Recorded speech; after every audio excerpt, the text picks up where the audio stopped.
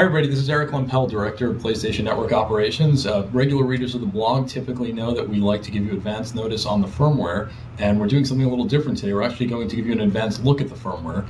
We're actually shooting all this from the new PlayStation Eye, and behind me I've got the new firmware. So let's take a look at some of the new features. One of the first things you'll see is a new feature added for remote play called Remote Start. And this gives you the ability to actually turn on your PS3 and turn it off from a Wi-Fi location.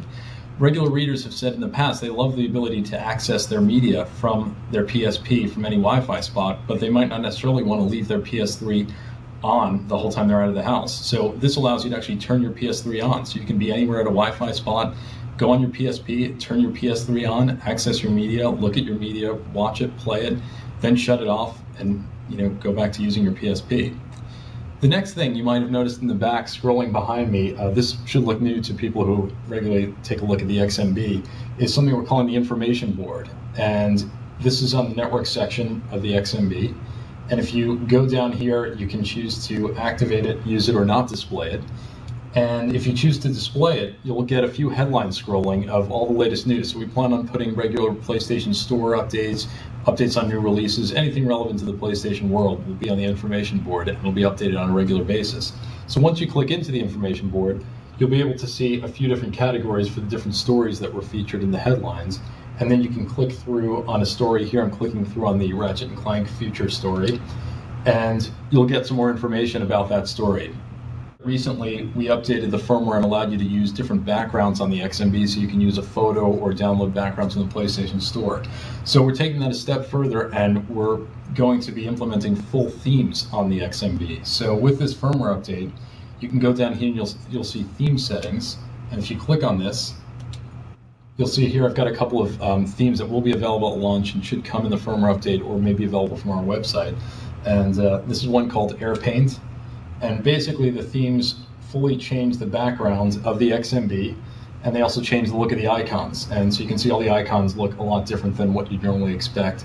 And we'll be making these available in the PlayStation Store and on PlayStation.com, and they'll be available for games and other different types of themes around the gaming universe and things probably outside of gaming as well. So I'll go back to the original background.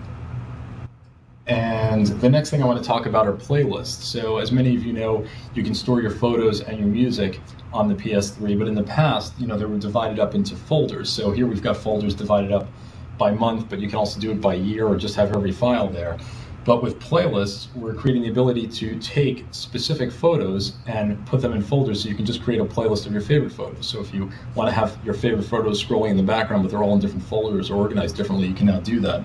So basically, you click over on playlists, and here I've got a bunch of playlists divided out by different categories. It could be a trip, it could be pictures of your friends and family, but I'll create a new playlist, and we'll just call this favorites. So we'll delete that, and I'll just call it, let's say, go into capital. Call it fave, and I'll click through, and now I've got a new playlist. And basically, if I scroll down to that playlist, it's over here, I can start adding content by going to edit, and then this allows me to browse all of my photos on the PS3 and pick photos I want. So here's a picture of a cat, and I'll add that cat to the playlist, and I'll go out and I'll say, okay, here's another picture of a vacation. I'll add that, and then if I go back out, quit editing, go back into my playlist section, go down here, and you can see those two photos are in there. And I think a useful feature will be that you can also do this with music. So it's really key to take all of your music, and currently they're divided up by artist, but if you want to create a playlist of your favorite songs from those artists, you can do it the same exact way that I did that with photos.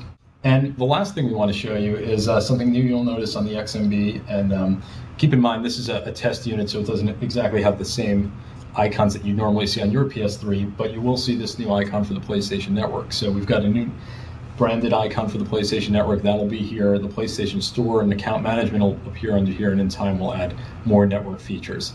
So again, we look forward to your feedback. Keep all the feedback on the blog coming, and we look forward to bringing you more updates in the future.